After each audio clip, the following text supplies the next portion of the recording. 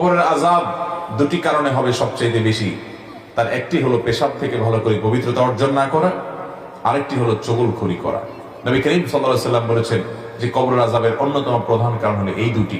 এই চুগলখোর ব্যক্তি নাম্মাম, সে জান্নাতে প্রবেশ করবে না। নবী সাল্লাল্লাহু আলাইহি ওয়াসাল্লাম বলেছেন লা ইয়াদখুলুল জান্নাতা নাম্মাম, নাম্মাম জান্নাতে যাবে না। চুগলখড়ি যে কত নিকৃষ্ট একটা চরিত্র, আমাদের সমাজের চতুর্দিকে তাকায় দেখবেন চুগলখোর আর চুগলখোর। আপনার সামনের কাছে যায়, আপনার সামনে যায় আপনার কাছে ভালো সাজবে, আবার আরেকজন কাছে যায় তার কাছে ভালো সাজবে, আছে না নাই? এই চুগলখোরের চরিত্র কোন ইমানদারের মধ্যে থাকতে পারে? ইমানদার সব সময় অন্যের কল্যাণকামী হবে। কারোর মধ্যে দুজনের মধ্যে ভুল বুঝাবুঝি হয়েছে, সে ভুল বুঝে দূর করার জন্য সে প্রাচীরের ভূমিকা রাখবে, যে প্রাচীর দুজনকে এক করবে। সে প্রাচীর হয়ে দুজনের মধ্যে বিভেদ সৃষ্টি করবে না, বরং পারলে সেতু বন্ধন হবে, প্রাচীর না বরং সেতু হবে।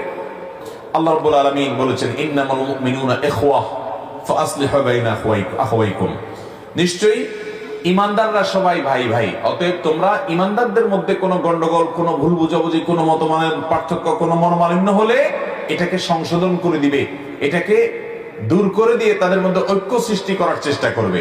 আল্লাহ তাআলা আমাদের সবাইকে সেটা করার তৌফিক দান করুন।